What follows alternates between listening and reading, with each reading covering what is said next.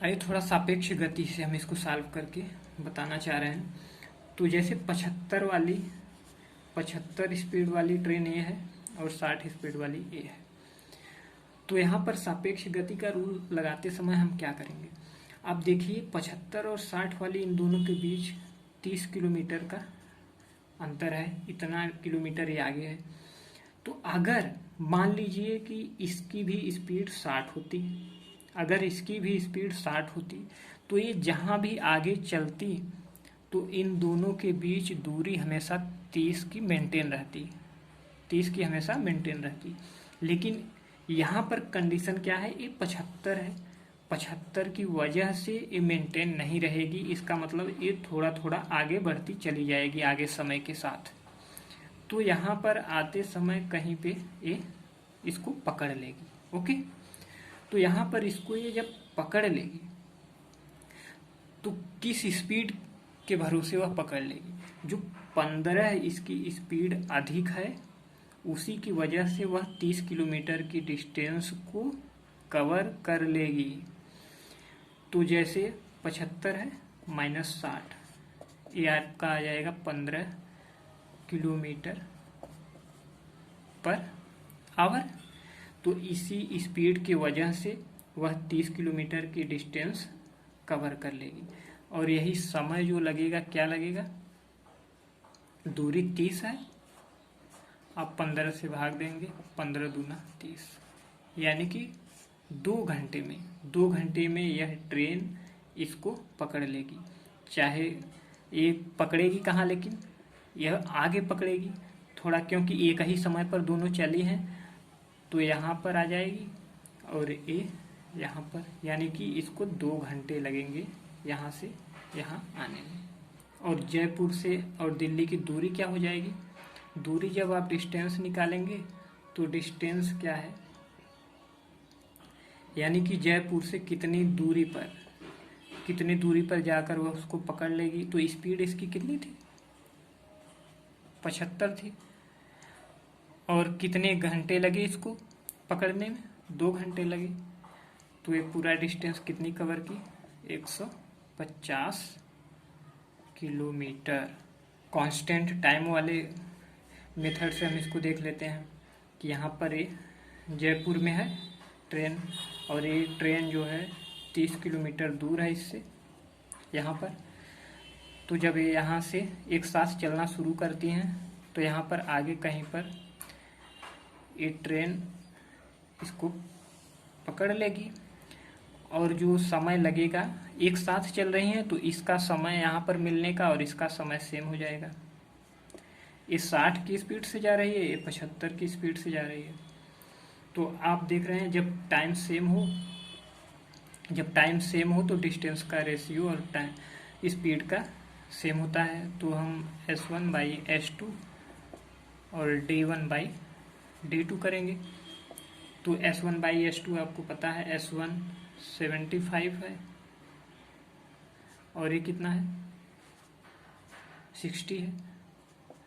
5 और 4 का डिफरेंस आ जाएगा। और आपको पता है कि 75 वाली जो ट्रेन है, 75 स्पीड वाली, वो आपकी 30 किलोमीटर यहाँ पकड़ते समय, ओके, 30 किलोमीटर अधिक डिस्टेंस कवर कर रही है किसकी अपेक्षा, 60 किलोमीटर स्पीड वाली। तो ये डी कर रही है, ये 30 प्लस डी कर रही है, इसका मतलब 30 किलोमीटर अधिक तय कर रही है। और ये यही जो इनके बीच डिफरेंस 1 का है, यही 30 किलोमीटर अधिक वाला है। तो ये पूरा कितना आ जाएगा, 120, और ये आ जाएगा 150। इसका मतलब पूरा जहाँ पर ये ट्रेन मिल रही है उनके बीच दूरी कितनी है, 150 मीटर है। और अगर आपको टाइम निकालना है तो टाइम के केस में क्या करेंगे, तो ये डिस्टेंस आपकी कितनी है, डी, यानी कि 4 है, 4 यानी 120, और स्पीड कितनी है, 60 है, इसका मतलब 2 आवर्स। आप चाहे इससे भी निकाल सकते हैं। अगर इससे निकालने के लिए क्या करेंगे, ये पूरी डिस्टेंस कितनी कवर की है, टाइम तो भाई सेम है, और ये कितना हो गया, 75, यानी कि डिस्टेंस बाई स्पीड, तो ये भी 2 आवर्स। चाहे दोनों किसी भी केस से आप टाइम निकाल सकते हैं क्योंकि टाइम सेम है। तो कि आपको समझ में आ गया। देखिए अगला सवाल क्या है कि दो स्थानों के बीच की दूरी 162 किलोमीटर है और दोनों स्थानों से एक ही समय पर दो ट्रेनें एक दूसरे की तरफ चलना शुरू होती हैं और 6 घंटे बाद मिलती हैं। एक ट्रेन की चाल दूसरे से 8 किलोमीटर पर आवर ज़्यादा है, तो दोनों ट्रेनों की चाल क्या होगी। जैसे कोई दो स्थान हमने ले लिया, एक पी और एक क्यू, तो कह रहे हैं कि इसके बीच की दूरी 162 किलोमीटर है।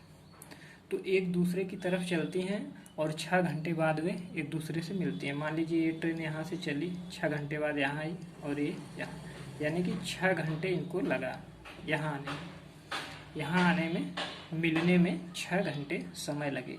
इसको भी 6 घंटे लगे, इसको भी 6 घंटे लगे। तो देखिए सेम समय लगा, तो हम चाहें तो कांस्टेंट टाइम वाला यूज कर सकते हैं, लेकिन यहाँ पर यूज करने में दिक्कत ये है कि हम जब स्पीड का रेशियो और डिस्टेंस का रेशियो लेंगे तो रेशियो हम ले नहीं पाएंगे। क्यों नहीं ले पाएंगे? क्योंकि यहाँ पर किसी की एग्जैक्ट वैल्यू नहीं दी पाई है। यहाँ पर एग्जैक्ट वैल्यू किसी की भी नहीं दी है, चाहे वो स्पीड हो या डिस्टेंस हो।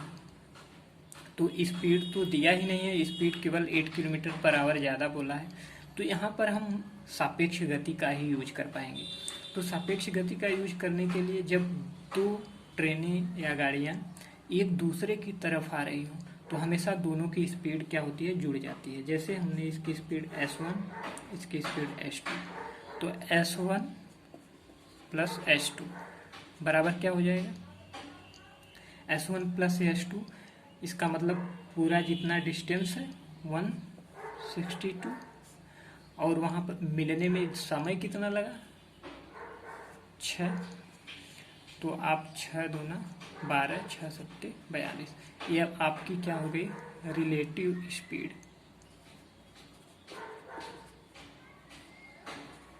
ये रिलेटिव स्पीड है S1 प्लस S2। और बोला है कि एक की चाल दूसरे की चाल से 8 किलोमीटर पर आवर ज़्यादा है। इसका मतलब दोनों के बीच डिफरेंस कितना है, 8 किलोमीटर पर आवर का। तो आपके दो इक्वेशन बन गए, तो आप यहाँ से दोनों की चाल निकाल सकते हैं। S2 कैंसिल हो जाएगा तो 2S1 आएगा, ये 35। तो S1 बराबर क्या हो जाएगा, S1 बराबर हो जाएगा आपका 2 का जब इसमें भाग देंगे 2, 1/2, इतना किलोमीटर पर आवर। और S2 की वैल्यू निकालने के लिए क्या करेंगे, S2 की वैल्यू हम यहाँ से निकाल देते हैं। जैसे यहाँ पर 35/2 आया है, तो आपका 35/2 तो 27 माइनस 35/2, 54 माइनस 35/2,